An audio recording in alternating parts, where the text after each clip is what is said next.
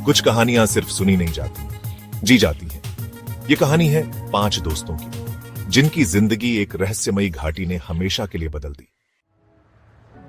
कहानी शुरू होती है दिल्ली में। कॉलेज के 5 दोस्त नेहा, अंकित, माया, धीरज और रोहित गर्मियों की छुट्टियों में एडवेंचर ट्रिप पर कुल्लू जाते हैं। वहां एक लोकल गाइड उन्हें बताता है एक पुरानी और सुनसान घाटी के बारे में, जिसे लोग रक्त घाटी के नाम से जानते हैं। वो घाटी खून पीती है साहब। जो एक बार वहां गया वो लौट के नहीं आया। कितनी फिल्मी बातें कर रहे हो अंकल, चलो दोस्तों अब वहीं चलेंगे। घाटी तक पहुंचते पहुंचते शाम हो जाती है। चारों ओर घना जंगल और अजीब सी खामोशी, जैसे कोई निगाहें गड़ा कर देख रहा हो। वो सभी घाटी के बीच एक खाली जगह पर टेंट लगा लेते हैं। धीरज लकड़ियां लेने दूर चला जाता है। कुछ देर बाद धीरज की चीख सुनाई देती है। सब दौड़ते हैं, पर वहां सिर्फ धीरज का जूता और खून के धब्बे मिलते हैं। ये मजाक मत करो धीरज, प्लीज बाहर आ जाओ।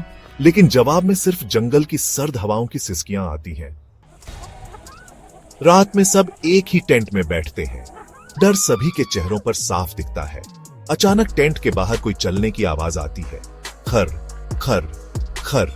अंकित चुपचाप टॉर्च लेकर बाहर झांकता है और देखता है एक औरत सफेद साड़ी में, लेकिन उसका चेहरा खून से लथपथ और आंखें सीधी उसकी तरफ देख रही हैं। वो फिर से आ गई है, भागो!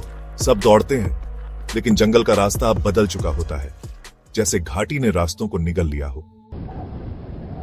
भटकते भटकते उन्हें एक टूटा हुआ मंदिर दिखता है।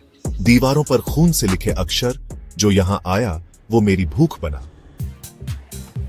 नेहा मंदिर के अंदर जाती है, जहां उसे एक पुरानी डायरी मिलती है, जिसमें लिखा होता है यह घाटी एक तांत्रिक ने शापित की थी। वो खून से तंत्र सिद्ध करता था और मरने के बाद भी उसकी आत्मा भूख मिटाने के लिए इंसानों को खींचती है। उसी पल मंदिर के अंदर दरवाजा अपने आप बंद हो जाता है। बाहर माया और रोहित चीख रहे हैं, नेहा जल्दी बाहर आओ, वो वापस आ रहे हैं। जैसे ही नेहा बाहर निकलती है, वो तीनों देखते हैं कि जमीन फिर से लाल हो रही है। अचानक वो औरत और 2 साए उनके सामने प्रकट होते हैं। वो तीनों मिलकर मंत्र पढ़ने लगते हैं, लेकिन उल्टी भाषा में।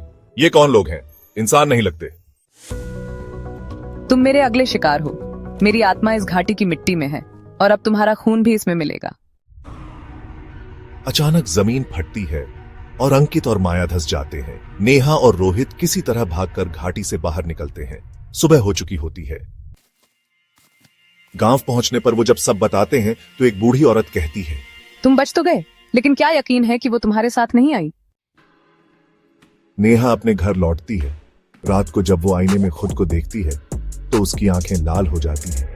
अब तू मेरी भूख बनेगी। और आईने में पीछे वही औरत खड़ी होती है। कभी कभी कुछ जगहें सिर्फ सुंदर नहीं होती, वो अपने अंदर सदियों की भूख छिपाए बैठी होती है। और जब इंसान वहां जाता है तो घाटी अपना हिस्सा बना लेती है।